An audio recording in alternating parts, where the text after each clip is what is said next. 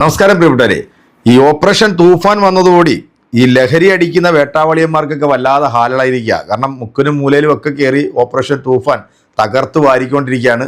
വളരെ സ്വാഗതാർഹമായിട്ടുള്ള ഒരു തീരുമാനമായിരുന്നു സർക്കാരിൻ്റെത്. അതിന് നമ്മളെല്ലാവരും അതിന് സപ്പോർട്ട് ചെയ്യണം. നമ്മുടെ പരിസരത്ത് അത്തരത്തിലുള്ള എന്തെങ്കിലും പ്രവർത്തികൾ കണ്ടാൽ അതിൻ്റെ വാട്സപ്പ് നമ്പറും കാര്യങ്ങളൊക്കെ ഉണ്ട്.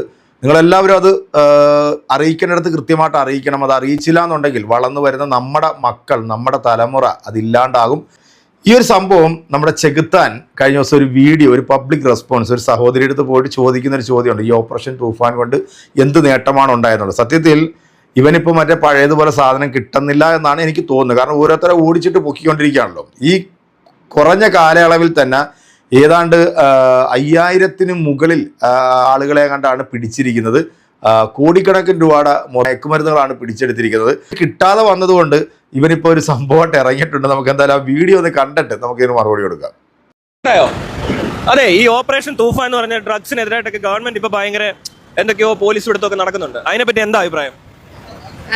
നല്ല കാര്യമാണ്. ഇപ്പോഴത്തെ ജനറേഷനിൽ ഫുള്ളും കഞ്ചാവ്, മയക്കുമരുന്ന് അങ്ങനത്തെ കുറേ സംഭവങ്ങൾ നടക്കുന്നുണ്ട്. അപ്പം അതിനെതിരെ നല്ലത് ഇപ്പം നമുക്കാണെങ്കിലും ഭാവി ജനറേഷനിൽ ഭയങ്കര ഗുണമാണത്. നമ്മുടെ പിള്ളേരാണെങ്കിലും എൻ്റെ പിള്ളേർ അനിയനുണ്ട്. അപ്പം അനിയനൊക്കെ പുറത്തേക്ക് പോകുമ്പോൾ നമുക്ക് ടെൻഷനല്ലേ. അപ്പം ഇതൊക്കെ ഇങ്ങനെ കൊണ്ടൊക്കെ കുറച്ചൊക്കെ നല്ല കാര്യങ്ങളാണ് ഗവൺമെന്റ് ചെയ്യുന്നത്. കുറേ മാറ്റങ്ങൾ വന്നിട്ടുണ്ട് ഇപ്പോഴത്തെ പുതിയ ഗവൺമെന്റിലൂടെ. എന്ത് മാറ്റമാണ് തനിക്ക് ഫീൽ ചെയ്തത്?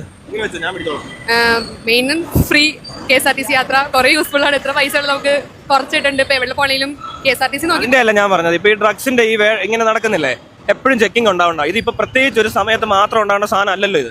അല്ല, ഇതിപ്പോ ഫുൾ ടൈം ഫുള്ളി അത് അങ്ങനെ പോയാലാണ് അതിന്റെ ഇതുണ്ടാവുള്ളൂ. അതെന്ന് വെച്ചാൽ കുറച്ച് ടൈമിലേക്ക് മാത്രം എല്ലാം അങ്ങനെയാണല്ലോ. സ്റ്റാർട്ടിങ് മാത്രം ഭയങ്കര ഇതായിട്ട് കുറച്ച് കഴിയുമ്പോൾ അതിന്റെ ആ ഒരു ഫ്ലോ പോകരുത്. ഫുള്ളി അങ്ങനെ തന്നെ പോകണമെന്നാണ് ആഗ്രഹം. ഓക്കെ, അപ്പൊ നേരത്തെ ഗവൺമെന്റ് ഇതൊന്നും ചെയ്തില്ലായിരുന്നു എന്നൊരു പരാതി ഉണ്ടോ? ചെയ്തില്ലായിരുന്നല്ല, അവർ ഇതേപോലെയൊക്കെ തുടങ്ങി വെച്ച് പതിച്ച് നിന്ന് പോയതായിരിക്കും. അപ്പൊ ഈ ഗവൺമെന്റ് കണ്ടിന്യൂ ചെയ്യും എന്ന് ഉറപ്പാണോ? കണ്ടിന്യൂ ചെയ്യണമെന്നാണ് ഞങ്ങളുടെയൊക്കെ ആഗ്രഹം. ചെയ്യട്ടെ. പിന്നെ ഞാനൊരു കാര്യം ചെയ്യട്ടെ, ഇവരിപ്പോ ഈ ഡ്രഗ്സ് പിടിച്ചു എന്ന് പറയത്തില്ലേ, ആ പിടിക്കുന്ന പ്രതികളെയൊക്കെ താൻ കണ്ടിട്ട് എന്താ തോന്നുന്നത്? അവർ ഭയങ്കര റിച്ച് ആയിട്ടുള്ള ആൾക്കാരാണോ അതോ ഒരു പോർ ആയിട്ടുള്ള ആൾക്കാരാണോ? ഭയങ്കര സാധാരണക്കാരാണ് കുറേയും കണ്ടേക്കുന്നത്. അതായത് ഇവരുടെ വീഡിയോ ഒക്കെ ഇങ്ങനെ ടെലികാസ്റ്റ് മറ്റേ ടിവിയിലും അല്ലാത്ത ചാനലൊക്കെ കാണിക്കുന്നതെല്ലാം പാവപ്പെട്ട ആൾക്കാരല്ലേ? പാവപ്പെട്ട ആൾക്കാർ. അവർക്ക് ജീവിക്കാൻ വേറെ മാർഗ്ഗം ഇല്ലാത്തതുകൊണ്ടായിരിക്കും അവർ ഇങ്ങനെ ഒരു രീതിയിലോട്ട് മാറുന്നത്. അതെ, അൺഎംപ്ലോയ്മെന്റ് കൊണ്ടായിരിക്കാം. അൺഎംപ്ലോയ്മെന്റ് മാത്രമല്ല അതിനൊരു കാരണം. ഇയാൾ എങ്ങനെയോ ഡ്രഗ്സ് ഉപയോഗിക്കുന്ന ആളായിരുന്നിരിക്കാം.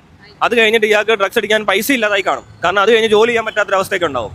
അങ്ങനെ ഇത് മാത്രമാവും. അപ്പൊ അങ്ങനെയൊക്കെ ആവുമ്പോൾ അവരെന്ത് ചെയ്യും? ഈ ഒരു രീതിയിലോട്ട് മാറി. അങ്ങനെ അയാൾ ഒരു അഡിക്റ്റ് പ്ലസ് ഡീലർ പോലെ ആവും, പുഷർ അങ്ങനെയൊക്കെ.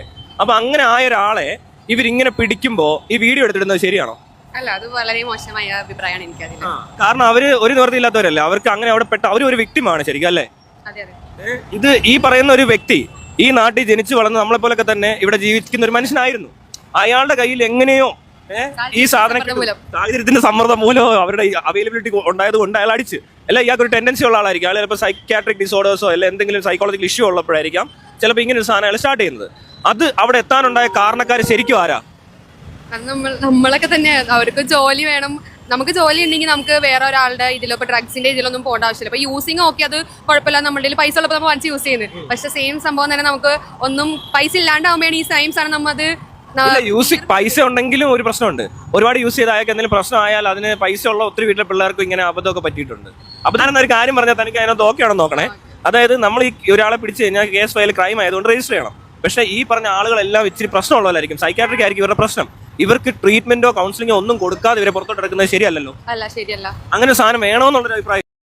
അപ്പൊ നമ്മുടെ ചെകുത്താൻ പറയുന്നത് ഇത് സാധാരണക്കാരാണ് ഇത് കൂടുതലും ചെയ്യുന്നത്. എന്നാൽ സാധാരണക്കാരൊന്നും അല്ല, വളരെ എന്താ പറയുക സമ്പന്നരായിട്ടുള്ള ആൾക്കാരൊക്കെ തന്നെയാണ് ഇതിന്റെ പിന്നിൽ. കാരണം ഇവരാണല്ലോ ഈ സാധനമൊക്കെ ഈ സാധാരണക്കാരനെ വെച്ചിട്ട് ഇത് വിൽക്കുന്നത്, മറ്റുള്ളവരിലേക്ക് എത്തിക്കുന്നത്. ഓപ്പറേഷൻ തൂഫാൻ എന്ന് പറയുന്നത് നല്ലൊരു സംഭവം തന്നെയാണ്. പക്ഷെ ഇതിൻ്റെയൊക്കെ ഹെഡിനെ കയറി പൊക്കണം, അതാണ് ആദ്യം ചെയ്യണം. ഇപ്പം ഗുജറാത്ത് പോർട്ട് വഴിയൊക്കെ ടൺ കണക്കിന് മയക്കുമരുന്നുകളൊക്കെ വന്ന് ചാടുന്നുണ്ട്. അപ്പോൾ അത് എവിടുന്നാണ് വരുന്നത്, അല്ലാതെ ആരാണ് കൊണ്ടുവരുന്നത്? അപ്പം അങ്ങനെയുള്ള സംഭവങ്ങൾ ആദ്യം നിർത്തിയിട്ട് വേണം ഇതുപോലെ ഈ പറഞ്ഞ കണക്ക് സാധാരണക്കാരായിട്ടുള്ള ആളുകളെ പഠിക്കുക. എന്തായാലും ഇതിനെ നമ്മൾ ഒരിക്കലും ന്യായീകരിക്കത്തില്ല. കാരണം നമുക്ക് മക്കളുള്ളതാണ്, നമുക്ക് കുടുംബമുള്ളതാണ്.